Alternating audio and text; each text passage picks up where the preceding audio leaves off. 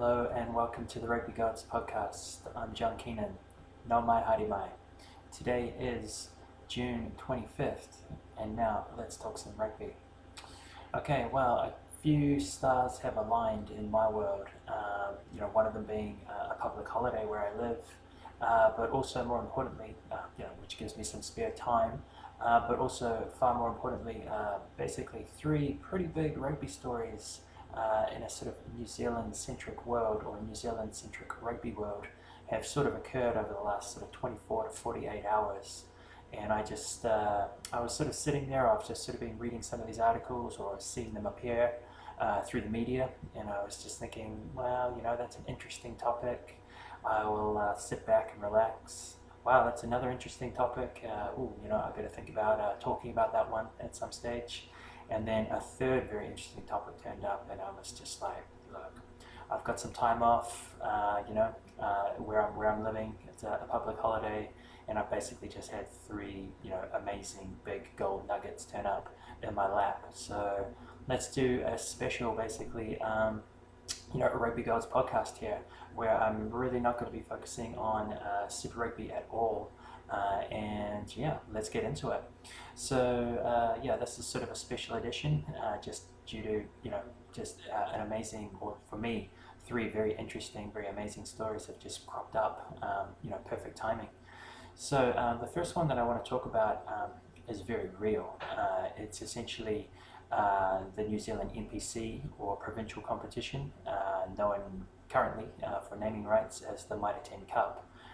That's actually announced its draw for 2020.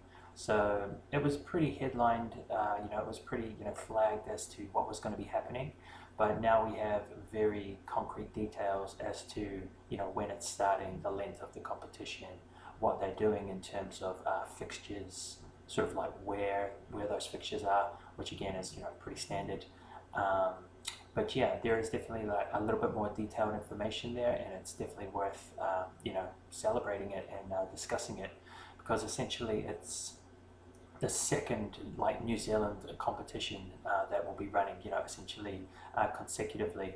Obviously there's Super Rugby Aotearoa, which is up and running now, which is 10 weeks of Super Rugby, 8 games for each franchise or club. But then there's essentially a 3-week down period, and we're not exactly sure what will be there. Could be a North-South game. I really hope it's at least one North-South game. It doesn't look like Test match rugby, certainly not against the Wallabies or Australia, is going to be possible then. So hopefully there's at least one North-South game in that 3-week down period, and then boom, we're back into another New Zealand competition. This time it will be the very genuine, very real, has history, competition, which is the NPC, the National Provincial Competition, or, as I've said, for naming rights at the moment, the Mitre Cup. And that's obviously going to feature All Blacks, which pretty much the competition, unfortunately, hasn't featured regular or, say, All Blacks of the time, All Blacks of the year, have basically not been involved at all for a number of years now. And it's almost relegated it to like a Super Rugby development league, unfortunately. But this year, obviously, with basically no Test rugby, or certainly no confirmed Test rugby on the horizon, a revamped Super Rugby, or more like national level Super Rugby, happening in New Zealand, and then soon to begin in July in Australia. I think the NPC, the National Provincial Competition in New Zealand, takes on a lot more importance and will garner a lot more attention around the world, which I think is deserved, because I think it's a really fantastic competition. And also, obviously, it's going to feature All Blacks, just because of the coronavirus and all the issues in the world. It's certainly going to feature All Blacks, and it may well even feature a fairly good cast of expat All Blacks or expat players coming back to take up 2-month, 3-month contracts, because again it's a pretty short competition. Essentially it's 10 weeks and 2 weeks of finals, so again the competition can be done in basically 12 weeks. So look for some pretty interesting signings, I think, from around the world, as international, or certainly New Zealand international players or international club players look to perhaps, get some match fitness, come back home, maybe play a season of provincial rugby, hopefully with the blessing of their overseas club, if they're essentially not able to play, in Europe or in South Africa or Japan or wherever, right?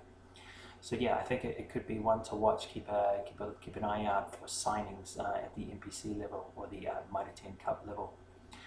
So yeah, that's the first thing I want to talk about. Sorry, really wanted to list that a bit more. Back to my rambling ways. The second thing to talk about is really, I almost find it kind of ridiculous, but it's intriguing, but I find it kind of ridiculous, and hopefully I can give some comments as to why.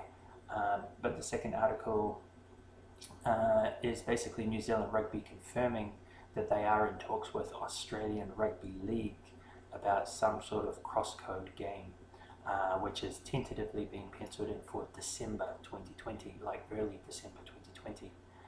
So it will be after, the NPC or the Mitre 10 Cup in New Zealand. It will be after the NRL competition, the Rugby League competition in Australia. So yeah, like as you said, it's going to be some sort of like hybrid cross-code game. And basically, yeah, I'm going to go through the article and sort of fill you in. Obviously, I will leave links to these articles as well in the show notes here.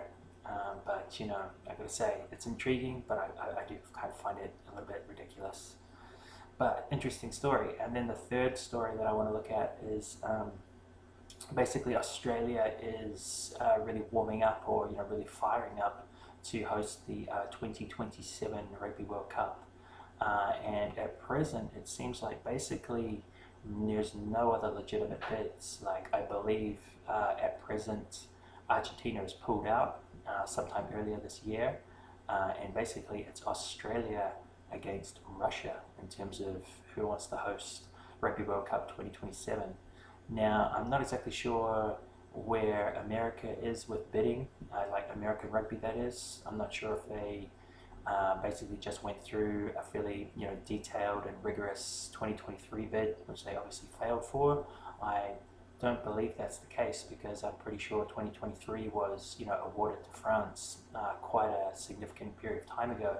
But as far as I've seen in the article, as far as I know, at the moment 2027 is very open, and basically, yeah, it's like an Australian bid v a Russian bid at present, which you've really got to say that's essentially Australia's to lose, right?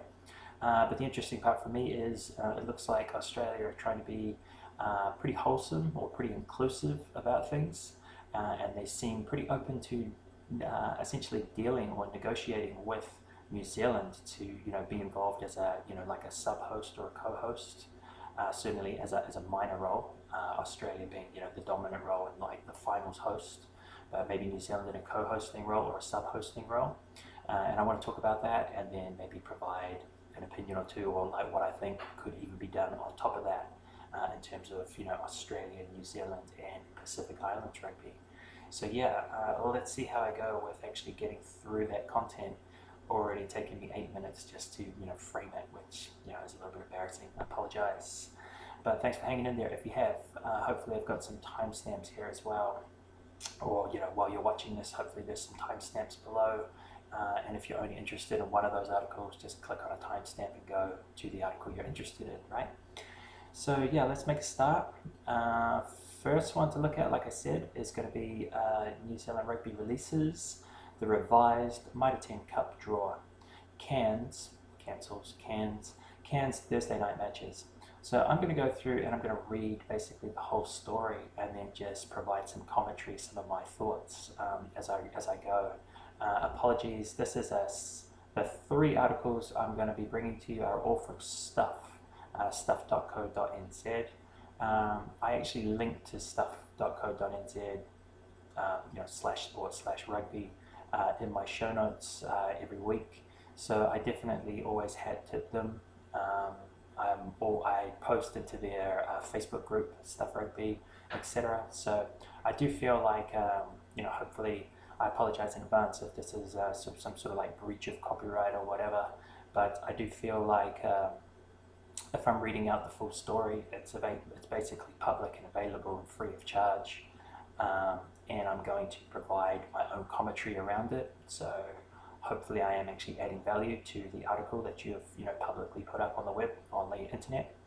And then of course, like I said, like I hat tip to stuff, the website or the organization in my show notes, etc. So hopefully this will be all right if I basically just read through these 3 articles and provide commentary.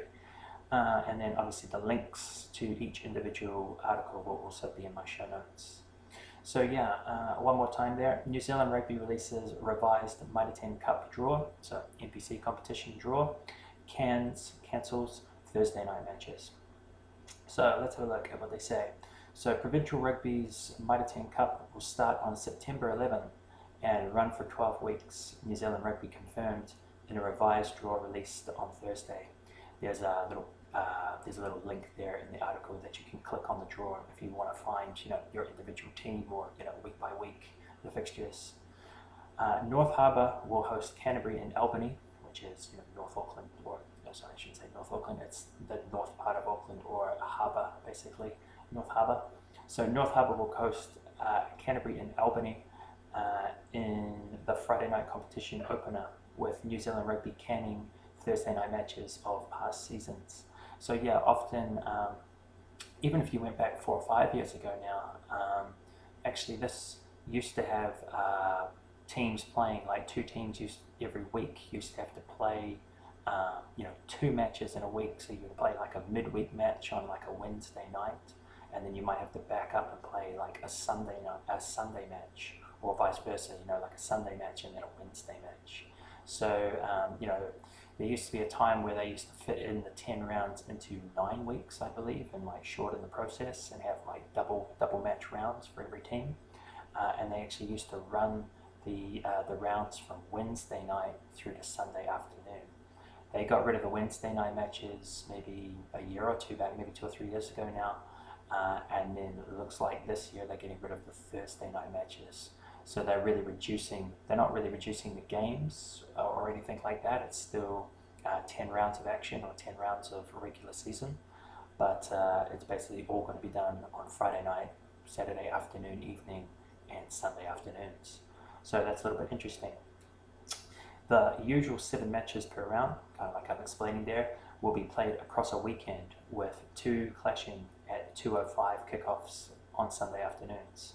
So yeah, I'm a little bit surprised about that. I don't know why you wouldn't, for your Sunday afternoon scheduling, have, say, a 12 o'clock match, perhaps a 2:30 match, and perhaps a 5 p.m. match, or just have a 12 o'clock match, a 2 o'clock match, and a 4 o'clock match, or whatever you want to do there. I don't really understand the reason of having 2 games on at the same time, which obviously forces people to choose a game to watch live. I just don't really get it, especially because the competition, like it says, is starting in September 11th, or on September 11th, which means New Zealand Daylight Savings Time, when New Zealand goes forward an hour in the world as such.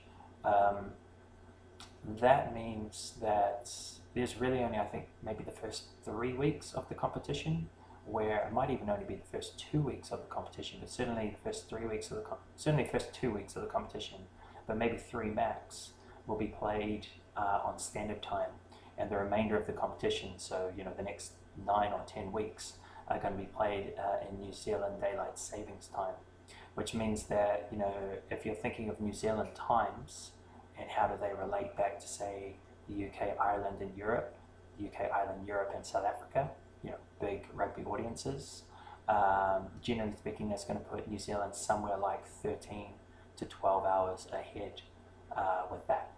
So, if you've got a midday start, like one of your Sunday games, you're going to play 3 Sunday games, but rather than having 2 on at 2:05, why not just have 1 at 12:05 and then another at 2:05, If you think about the big rugby markets in the world that might be watching this, through the television, or through the Rugby Pass, etc., a 12 o'clock game, like a 12:05, Sunday midday game, is going to be essentially, like midnight Saturday or 11 p.m. Saturday night. So that's a really good time zone, or like to attract, an international market, I would have thought.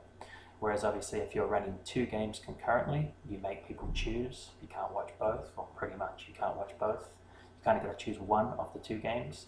And a 2:05 p.m. like Sunday New Zealand time basically translates into 1 in the morning or a 2 in the morning kind of game. Based if you're based in the UK, Ireland, Europe or South Africa. So I think that's not really great scheduling, or if you're looking to try and sell rights and make money off of broadcast, it seems like a little bit silly to me to do that. But anyways, that's how they're basically getting 7 games into essentially Friday night and then Saturday, Sunday. Another thing that I think could have been done, or could have been maybe explored if you wanted to do that, is like I've already just said there, most of this competition will be in daylight savings time in New Zealand, so you're going to get longer nights, for most of the competition, or like longer nights. Sorry, that's the wrong way of saying it. You're going to get longer days, like the night is going to come later, right? And the country's going to be warming up. Like September might still be a bit cold, but certainly the bulk of this competition is going to be played in October/November. So you're certainly going to be getting warmer evenings, longer evenings. So I don't know why you might not have played, say, like a 5:30 Friday match and a 7:30 Friday match, something like that. You could have maybe had a double header Friday night rather than one Friday game, 3 Saturday games, 3 Sunday games. One of those Sunday games you basically have to pick and choose because it's 2 games concurrent. So yeah, I wouldn't say I'm in love with the formatting there. It's a nice idea. Basically, you've made all 7 games come back to the weekend. Essentially, you got no midweek games. Although I wasn't really, I was not dismissive, or like I was actually I kind of enjoyed actually having a Wednesday night game, having a Thursday night game. I might not have watched too many of those games live, but if it was an interesting game to me, I would use something like the Rugby Pass that I have to go back and rewatch that game, and maybe even rewatch it in full. So yeah, I actually quite liked the fact that they used to have 7 games kind of spread over like 4 or 5 nights or 4 or 5 days. But they've condensed it to 3 days, or Friday night and the weekends. Good luck to them. I think a double header Friday would have been better than 2 p.m. games on a Sunday. But that's what they've done. So let's keep going through here. Me talking too much, perhaps, as per usual. So Northland Manawatu at Whangarei, and Taranaki vs Bay of Plenty at Inglewood. Inglewood is just outside of New Plymouth in Taranaki. It's kind of like a small town, almost a suburb of Taranaki, of New Plymouth in Taranaki, the big city, or the biggest city. And we'll talk a little bit more about that maybe later. So Northland Manawatu and Whangarei, Taranaki Bay of Plenty and Inglewood will be the first simultaneous afternoon matches in round 1 on Sunday, September 13th. Defending Premiership champions Tasman opened their campaign against counties Manukau and Pukekohe on September 12th at 7 p.m. New Zealand Rugby said in a statement that rights holder Sky TV committed to broadcasting 2 matches a week free to air on Prime, but did not say whether these would be live or delayed. So you can see New Zealand's rugby, and New Zealand are getting very New Zealand centric here, just in terms of there's going to be a couple of free-to-air matches inside of New Zealand. It's all about kick-off times that are friendly to New Zealand, etc. I kind of get that, but I kind of feel like maybe there's a huge demand for rugby in the world, so you might want to think about that too, right?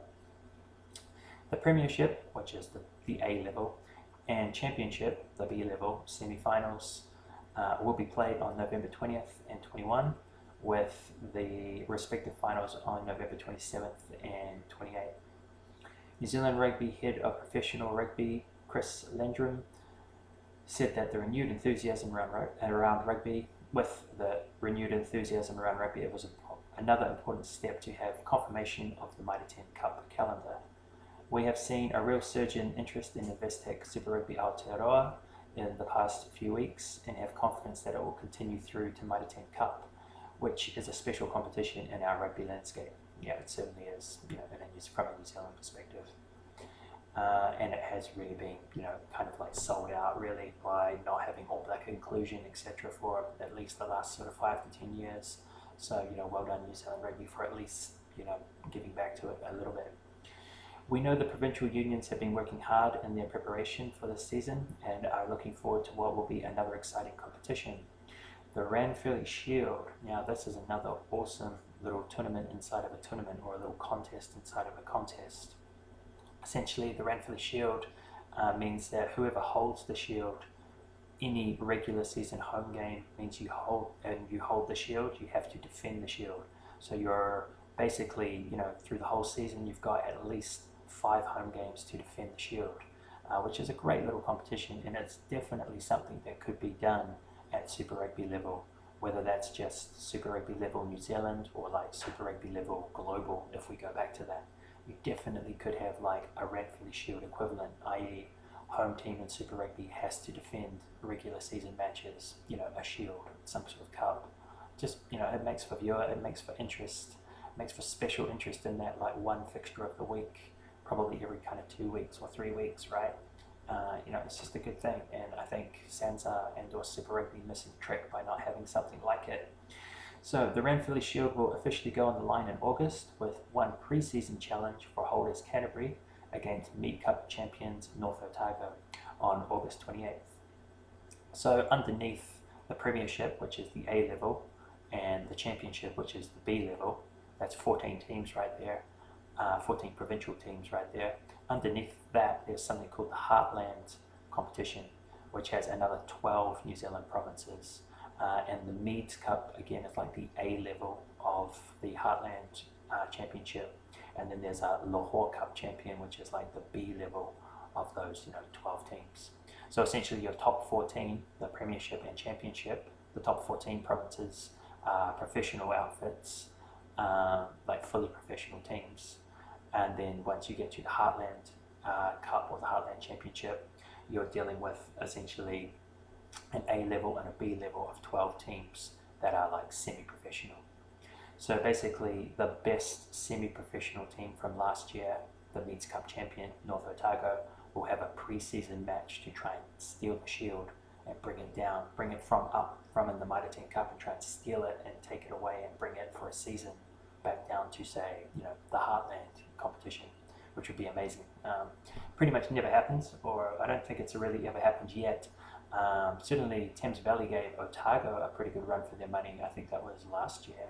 I think they were winning at half time or something like that. But it's pretty unlikely that basically a 3rd division and or 4th division kind of team is going to come and take the Ranfurly Shield from like a top level like Premiership team. But that again, it's just another little nugget in there, another little interesting story, right? So yeah, there'll be one pre-season challenge for the Ranfurly Shield, and then should Canterbury be good enough to hold that or defend it, I'll continue. So should Canterbury see off that challenge, they will defend the Shield against Taranaki, Wellington, Waikato, Otago and Auckland in the Mitre Cup. So that's essentially their 5 home games for the season. Now obviously if they lose one of those games, so say they lose their first game to Taranaki or they lose their second game to Wellington, then the Shield fixtures change accordingly, right? And whatever games Taranaki has at home are Shield challenges, whatever games Wellington has at home are Shield challenges, etc. And then the Shield is not on the line for semi-finals and finals, which again is something that I really like. It means that you can't have you basically can't pick the pockets of the Shield holder in a semi-final or a final. You've got to come regular season, you've got to wait your turn and come regular season, and win it away or win it, wherever you have to win it. So, good stuff there. Continuing on. Consultation with provincial unions to finalise the Women's Wharapama Cup schedule is currently underway, with the aim of as many double-header fixtures with Mitre 10 Cup as possible. So yeah, like the Wharapama Cup is essentially the NPC for women in New Zealand rugby. It's got a little bit of history now. It's certainly been around for, I don't know, at least probably the last 10 years now. And yeah, sometimes it often, the women's game will play a curtain raiser to, the men's game.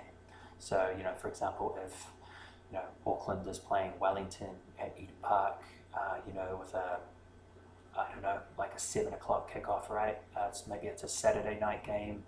Auckland at home to Wellington at Eden Park. It's a 7 o'clock game. Maybe there would have been a women's game played at like 5 p.m.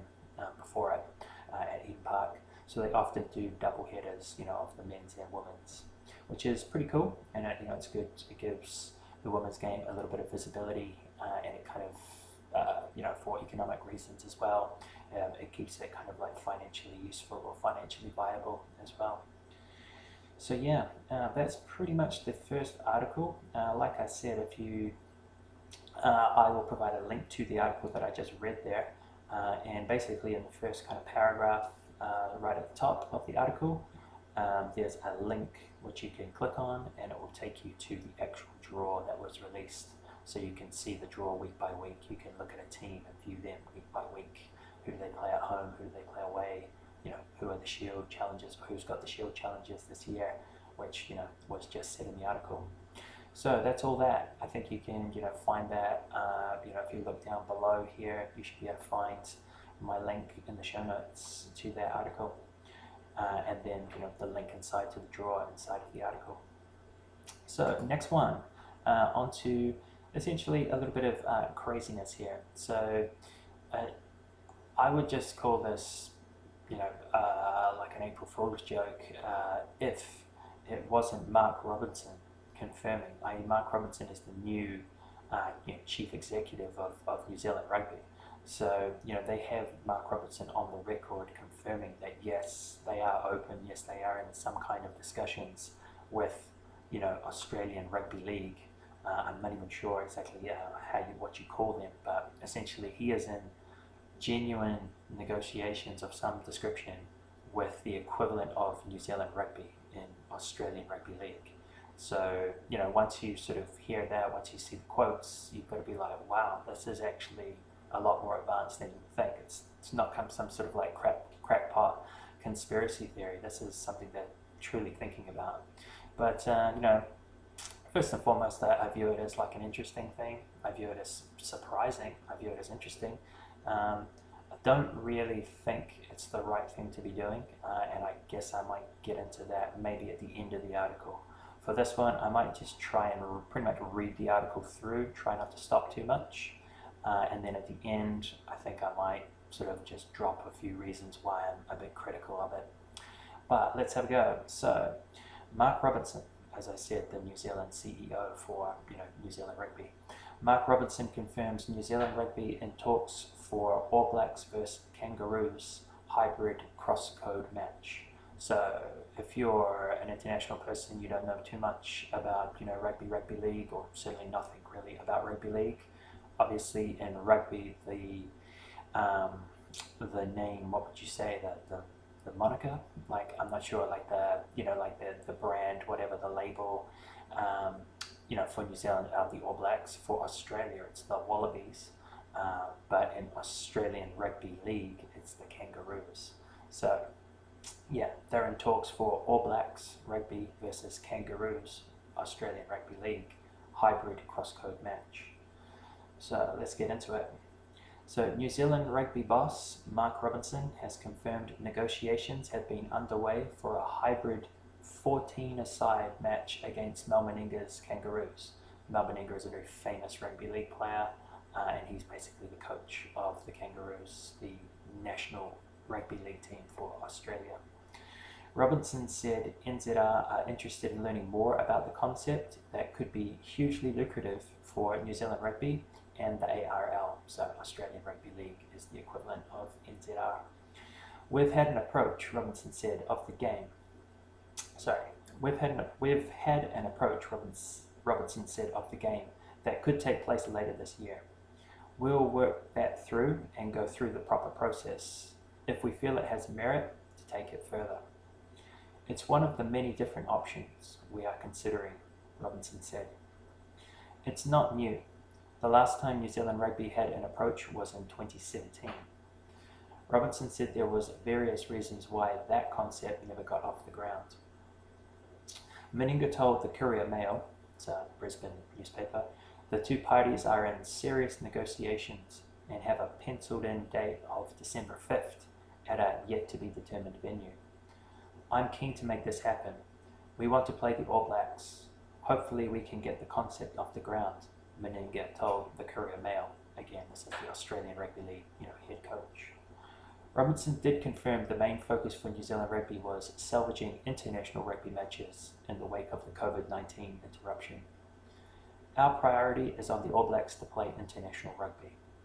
Probably a pretty important statement there. ARL Commission Chairman Peter V'landys is reported to be considering the match and believes it could be bigger than State of Origin. State of Origin is basically the highest level of like club or representative football in rugby league. It's the state Queensland versus the state New South Wales, and they play each other every year in a 3-test or a 3-game series. It's essentially bigger than Test rugby, or it's bigger than Test rugby league or international rugby league. It's kind of the pinnacle of the sport. So that's to give some context as to what the ARL Commission Chairman believes the game could be like.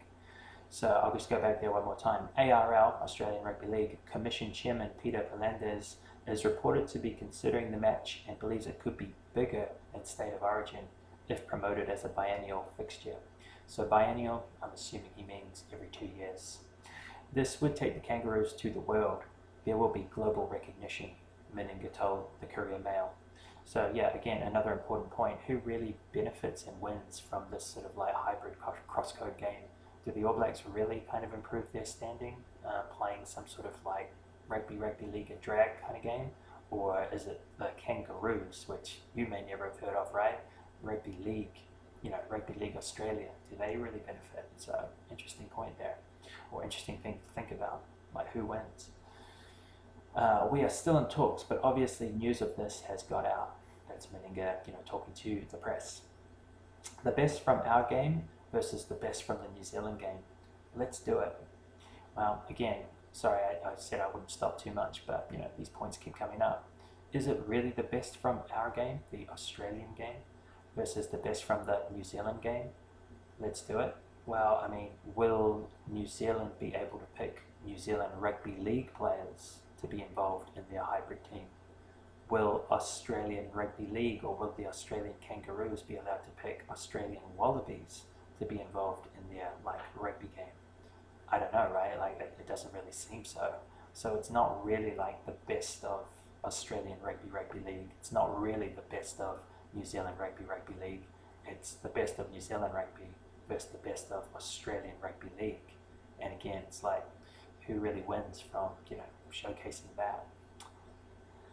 Australian bookmaker Sportsbet has wasted no time releasing odds for the proposed match, with the All Blacks $1.60 favourites and the Kangaroos $2.25 outsiders. Pretty interesting. I have no idea how you base that, or how you can even base odds on that. 14-man game. What are the positions? Who misses out, right? Robinson also confirmed the first Bledisloe test against the Wallabies is likely to be on October 10th, with Wellington the most probable venue, but warned the situation remains fluid. So yeah, I'm a little bit disappointed about that.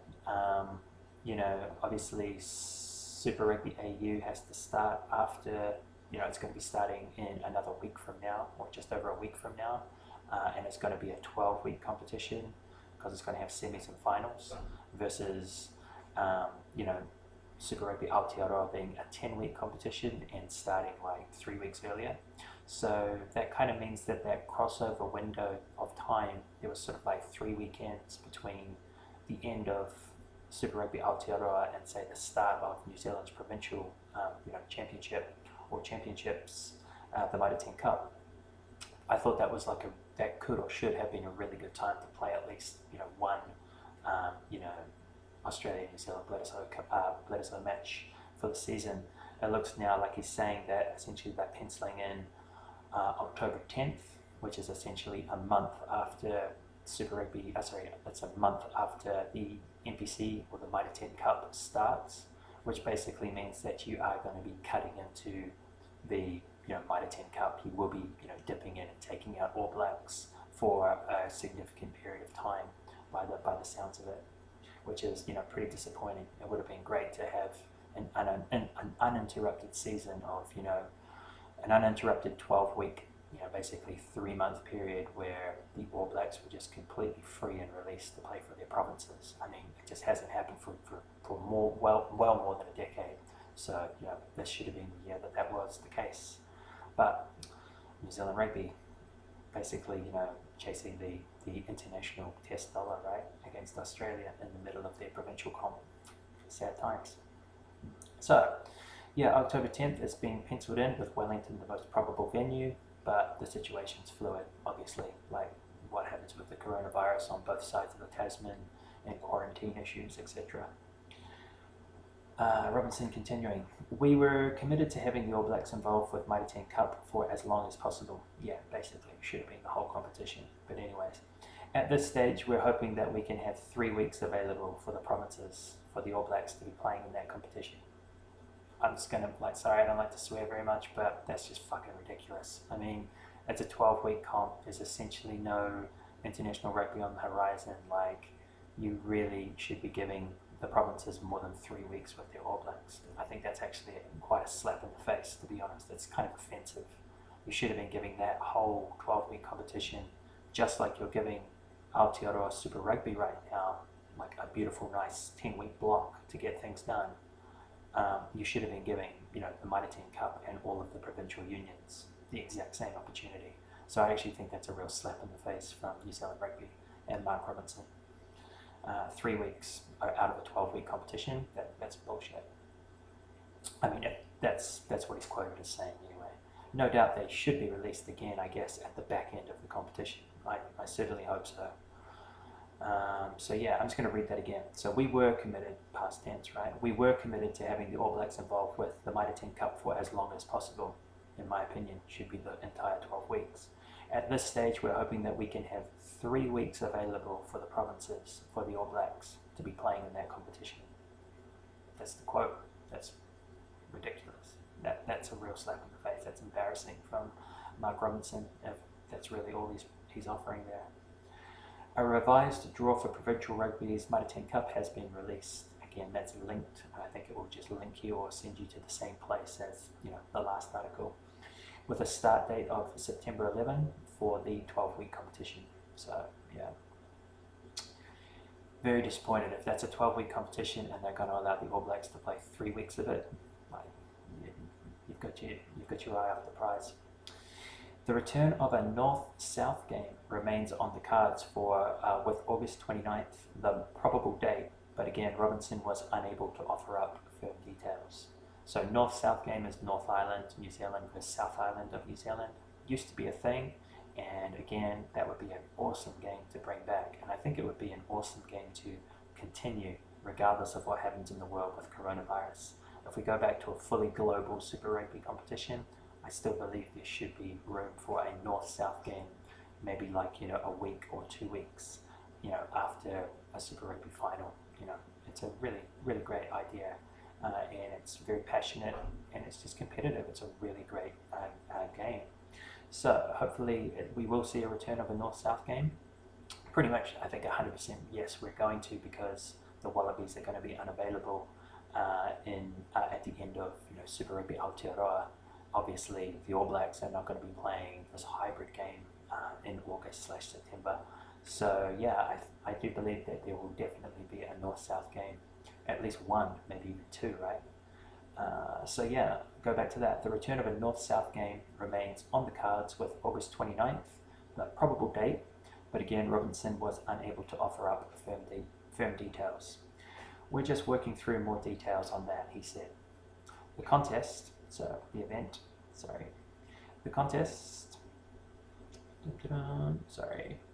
is likely to be in Auckland. So the match is likely to be held in Auckland.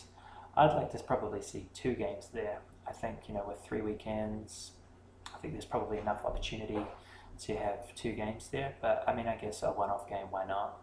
And it's going to be at Auckland, I guess, again, to fill the coffers, right? You know, try and get, you know, 50,000-60,000 to the game. Which I think they probably would quite easily get. So cool, at least one. But I think it would actually be really nice if there was even two games there. Obviously one in the north in Auckland, but maybe one in the south in Dunedin at Forsyth Bar.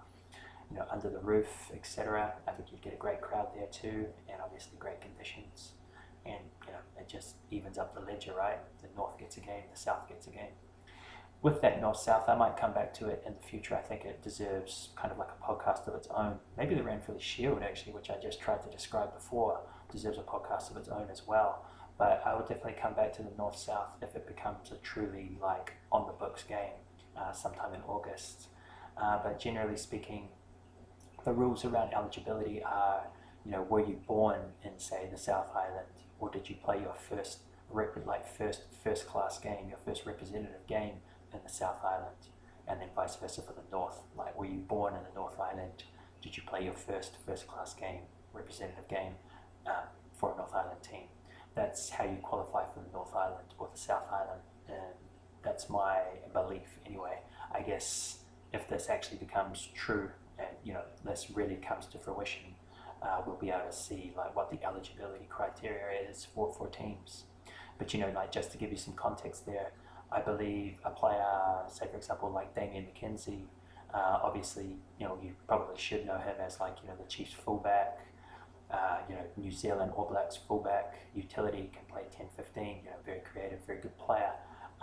He actually has a history of growing up in the South Island. If you listen to him, he actually rolls his R, which is like a Southland trait. It's like purple, work, things like that. Like they have a little bit of a crazy little accent there with their R's. So he does that, and he's actually a Southland boy. And then he in fact got a scholarship to go to Christ's College, I think in Christchurch in Canterbury, to play maybe his last year or two for high school first 15. So he's very much like a born and raised, born and educated like South Island guy, who's then moved up to the Waikato and the Chiefs to play his Super Rugby and All Black Rugby. So he would have a opportunity, I believe, to play for the North Island, being first class game being, I guess, for the Chiefs, or he would have the ability to come back and claim like where were you born, Southland and the South Island. So it'd be very interesting to see what sort of decisions players made like that. Another player like Geordie Barrett, for example, he's a Taranaki boy. He's born in in and around provincial Taranaki, which was at the time Hurricanes country, is now Chiefs country, North Island. But he went down to play, when he was playing New Zealand under 20s before he made a Super Rugby team. He went down and played like the Christchurch club competition. And then made the NPC or the Mitre Cup Canterbury side. So again, he would have the ability to be born in the North Island, but first class game for Canterbury. So he'd have the ability to choose, the North Island or the South Island. His brother Scott Barrett would probably be similar again, born in the North Island in Taranaki, and then he's a Canterbury and Crusaders man. So a few interesting little twists there, like who would declare for who, right? It's not just about the North Island's much bigger by population than the South Island, it's going to win. It's like there's many people who actually got their first class start in the South Island, and that will make them eligible even if they were born in the North Island, etc.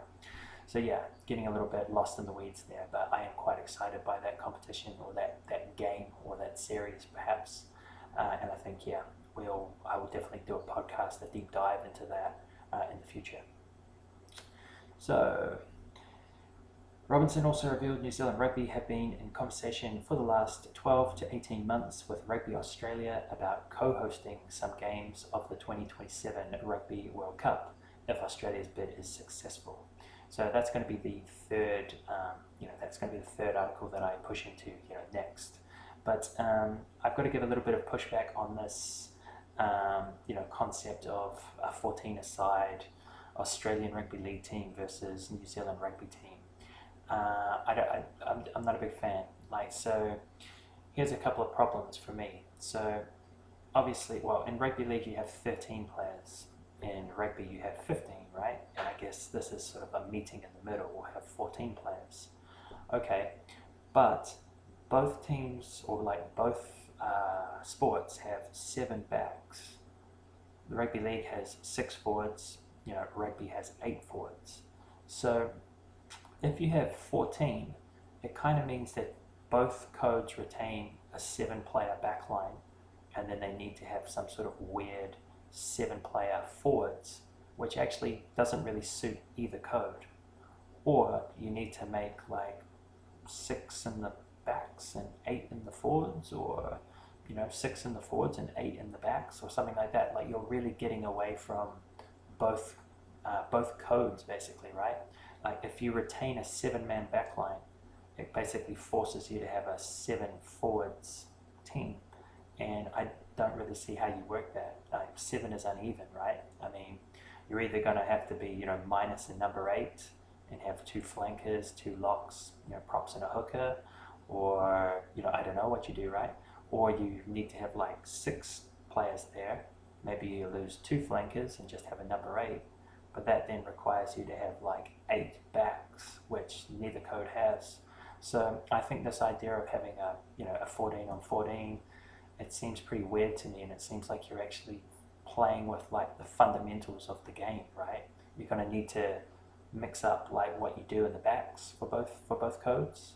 Maybe 7 backs becomes 8 backs, or you have this like 7-player forward pack, which neither code has, because rugby league has 6 and rugby has 8. So right from the start there, I really don't like what I'm hearing from a 14 on 14 kind of concept.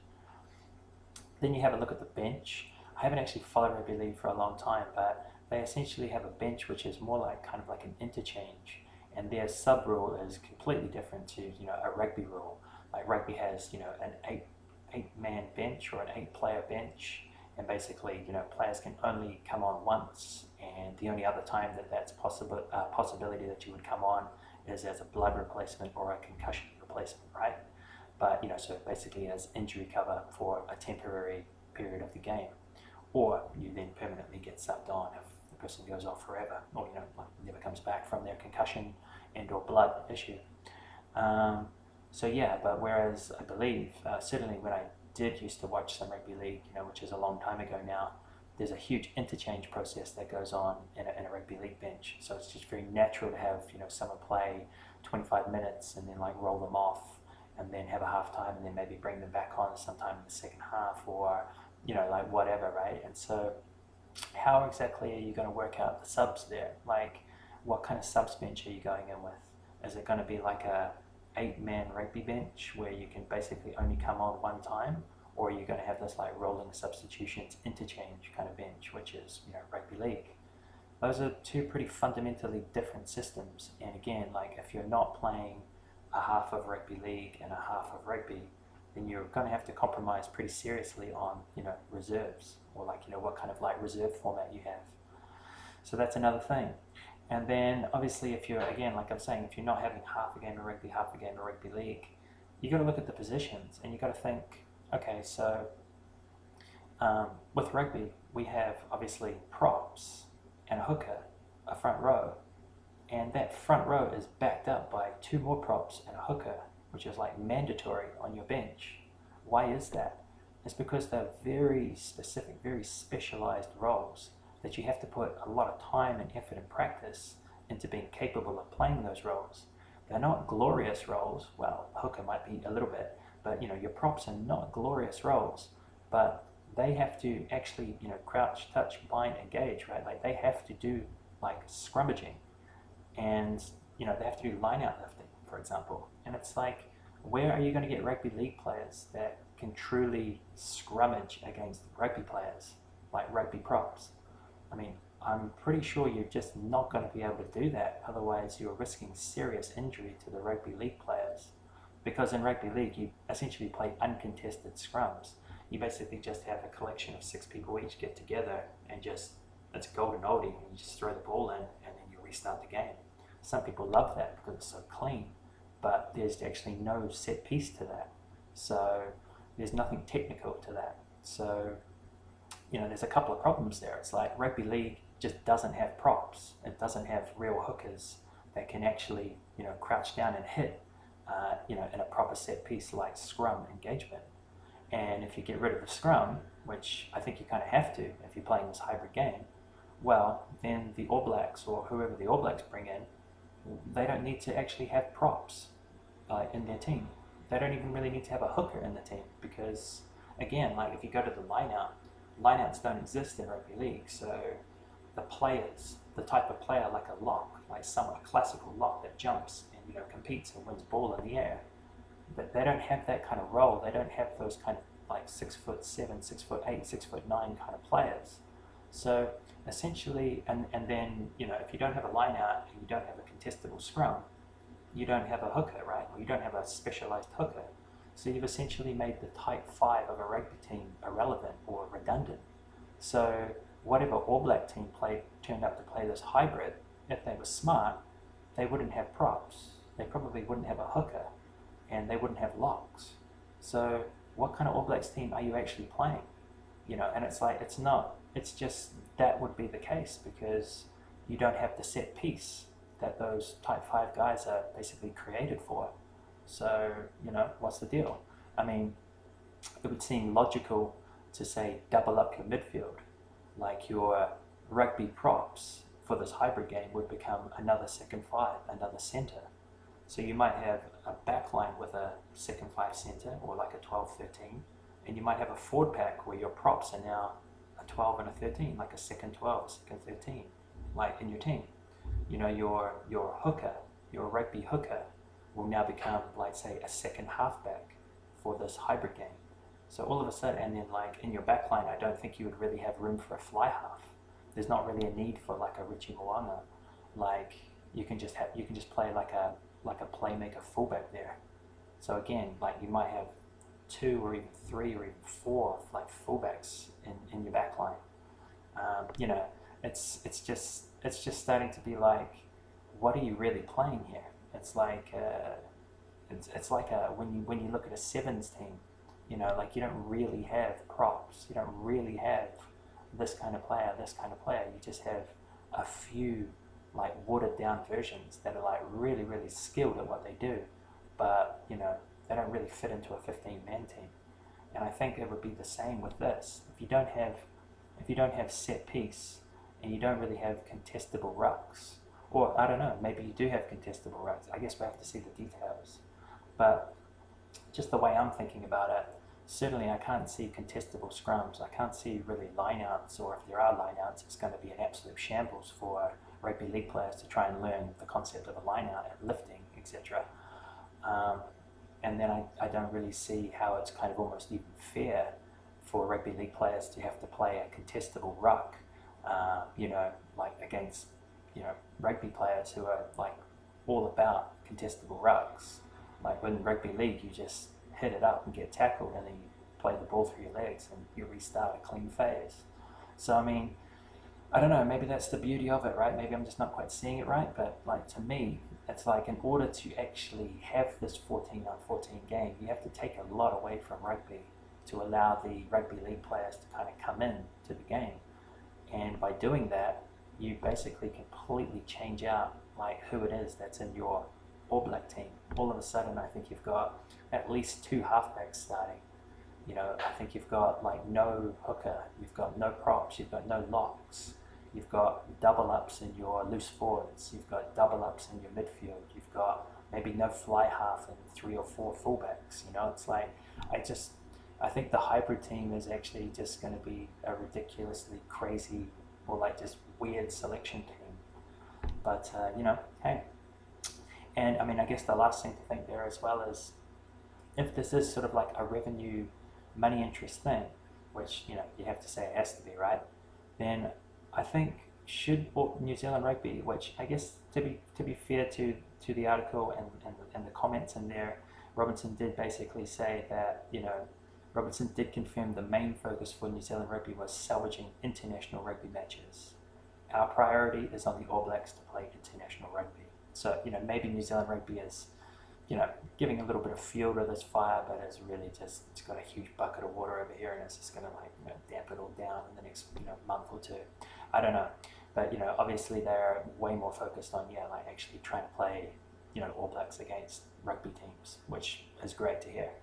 Because, I mean, again, it's like, what I want to go with that point is, if this really is about ratings winner or money earner, well, wouldn't it be better to have the All Blacks, say, play a December test or even 2 or 3 tests, maybe one of them in Australia at a big venue, against a World 15, so like a rugby World 15.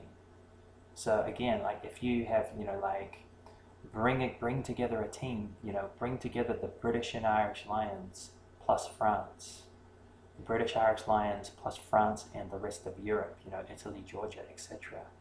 The British and Irish Lions, France, Italy, Georgia, Europe plus South Africa, the UK, Ireland, Europe, South Africa, Argentina, Australia, the Pacific Islands, Japan, etc. Like, put a super group together, like a World 15 together from those places, and bring them in to New Zealand or Australia, wherever you're going to play these games, and give them like a month to train, a month for quarantine, like really get them bonded, really get them up to speed. The All Blacks, the same case. And then boom, have a 2-match series, a 3-match series of that. And it's like, what do you really think would be the money spinner there? Like the All Blacks in a 14-a-side weird composite, like not even like All Blacks drag at best game against rugby league players from Australia, or the All Blacks, primed and ready and actually playing, true rugby against the rest of the world. Maybe 2 games in New Zealand, then a game in Perth, or a game somewhere big in Australia. I know what I'd rather see, and I guess I hope that is what Mark Robinson and the CEO of New Zealand Rugby, I hope that is actually what he's trying to do as well for, like, say, the December period.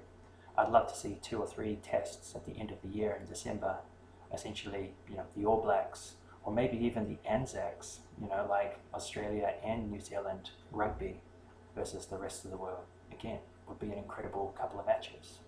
So hopefully we see that, and not too much of this 14-a-side, not really rugby league, not really rugby, let's have a crazy little dance, right? So yeah, on to the last part there. Didn't want to be too negative on that, but I just can't really support it. So, as that nicely brought up though, at the end of that article, it said that Australia is basically really ramping up for the 2027 Rugby World Cup, and it's open to New Zealand being involved too. So let's get through this last article. New Zealand could help host 2027 Rugby World Cup. So Rugby Australia, oops, better stop this before it goes crazy on me. It's going to play a video.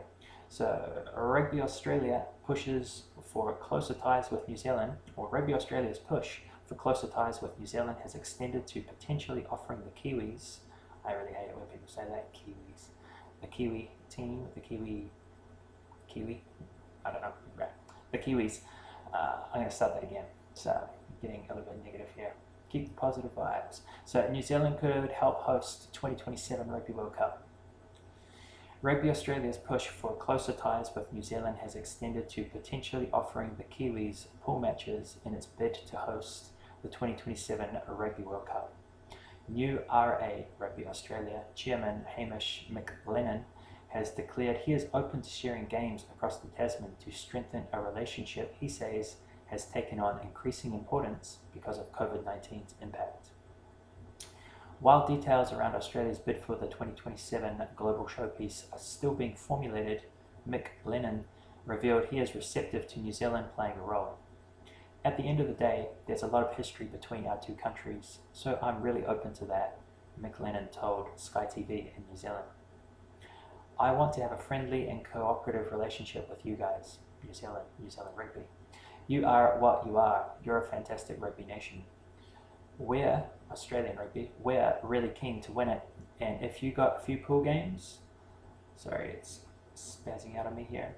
So we are Australian Rugby, we are really keen to win it, the Rugby World Cup, 2027 hosting rights, and if you got a few pool games or a pool, I'd be up for that. McLennan's comments came in the context of discussing the future model of Super Rugby, which he is adamant needs to have an Australasian structure. He said both countries have reached an enviable stage in the fight against COVID-19 compared to other nations, but both share the need for financial injection. Broadcasters were continuing to talk up the value of a Trans-Tasman competition, he said, along with the possible inclusion of a Pacific Islands team. This is getting massively off topic or something I've talked about before, but yeah, I think, you could go back to Super 12, and I think the best way of doing Super 12 would be to have, 5 Australian teams, a team based out of Suva and Fiji, and maybe 6 New Zealand teams. It could be Super 10 or it could be Super 12. But anyways, this article and that thought is getting off topic.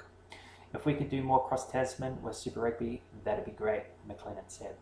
Okay, the Sansa nations have to stick together, which is ironic because he's basically talking about the new Sansa as Trans-Tasman, and obviously that means basically no South Africa and no Argentina, and we've already gotten rid of Japan, basically, or the Sunwolves, right? So I don't really feel like Sansa sticking together too much here. The Sansa nations have to stick together. Okay, you guys have been the leaders for a long time. We've got a great history. If we can secure the Rugby World Cup, that is Australia, that would be great for this part of the world, and it is due to come down to the Southern Hemisphere. If the bid is successful, the 11th Rugby World Cup would be the 4th in Australasia. Australia 2003 and New Zealand 2011 have each held lone staging rights while they were co-hosts for the inaugural 1987 tournament. A low point in Trans-Tasman relations came in the lead-up to the 2003 tournament when New Zealand were ditched as co-hosts following a contractual dispute. Australia are early favourites to win the 2027 rights, with Russia as the only other nation currently in contention after Argentina pulled out in April. McLennan last week included himself on a powerful advisory board to oversee the bid, the Australian bid for 2027 Rugby World Cup hosts. So yeah, if that is the current state of play, I'm sort of thinking like, hey, like American rugby, Rugby America, whatever you call yourself, where are you in terms of looking at being involved in 2027, hosting rights for the Rugby World Cup? Seems like a pretty good shout. Maybe you're keeping your powder dry for 2031. I don't know, but yeah, very surprised to see basically Australia and Russia as the only two nations bidding for the 2027 Rugby World Cup. With Argentina pulling out, so that's definitely Australia's to lose. And I think what I want to finish off with there and talk about a little bit is I like that Australia are being inclusive there. I like that they're saying, hey, yeah, New Zealand would be great, have a pool. I like that idea too. But what I'd really like to see from Rugby Australia, and what I think would be actually fair, would be one pool to New Zealand and one pool to Fiji. So I think one pool should be based in the Pacific and it should be based out of Suva. And I think one pool should be based in New Zealand. Again, it can be anywhere, or it doesn't really matter where it's based in New Zealand. I mean, it will be a national thing, right?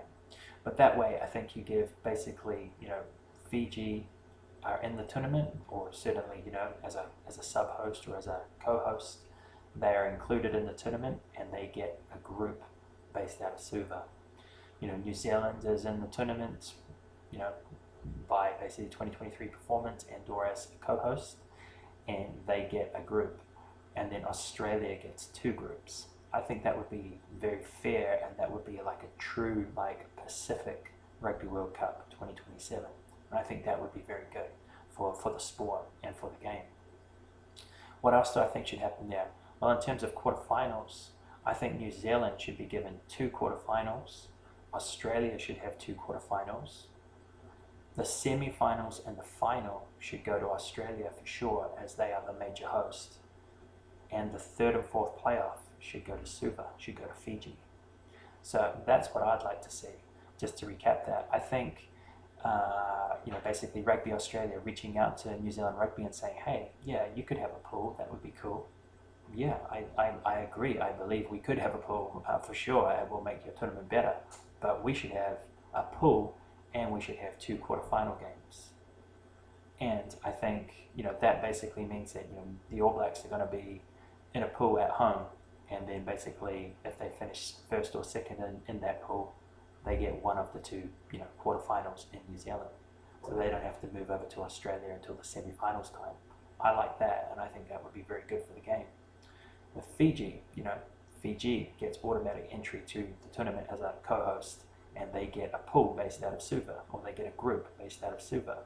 And that gives Fiji a lot of potential to actually push hard and make, play the upset, maybe be number 3 in terms of rankings in that pool, but really push hard, have great home support, play in hot conditions in Suva, hot muggy conditions in Suva that they're used to, and maybe they get a boil over, maybe they do a Japan, if you know what I mean, from 2019, and they're good enough to win that group, or they're good enough to come at least second in that group, and then make quarterfinals in Australia or New Zealand.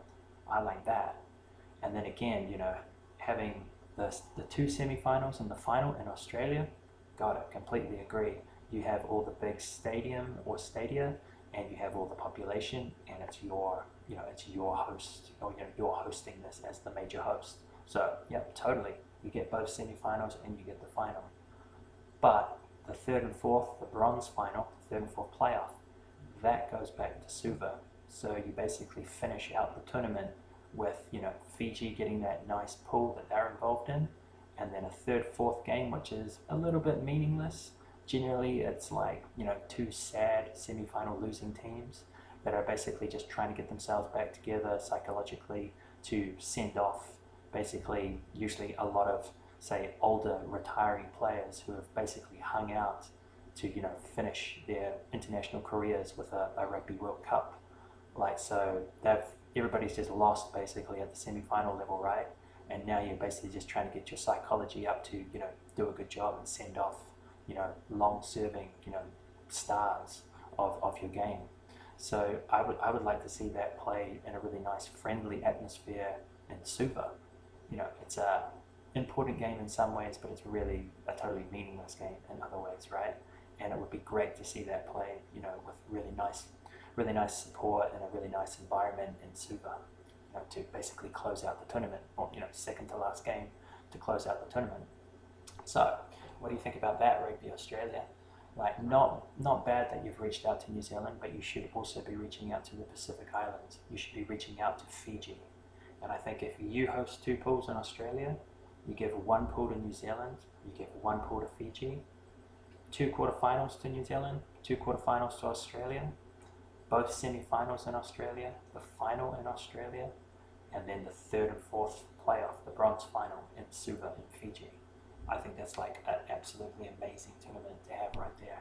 And I think you've got all of the Pacific on board there. That would be great for Pacific Islands rugby. It would be great for New Zealand rugby, and it would be great for Australian rugby too. So that's what I think. Let me know what you think. So 1 hour and 8 minutes there. I basically got kind of through 3 pretty big, 3 pretty big concepts there. Maybe I just took a scoop out of each one of them. I tried to provide some commentary around, directly reading off, verbatim what the articles were that I've read. So yeah, I'm going to post those 3 articles in my show notes below this. I'm going to put some timestamps on this so that hopefully if you're just interested in listening to me talk about one of these 3 events or one of these 3 interesting developments, then you can do that, right? But so thanks a lot for listening. Thanks a lot for watching if you did. It was quite a long one, but it was pretty enjoyable. Or I enjoyed, bringing that to you.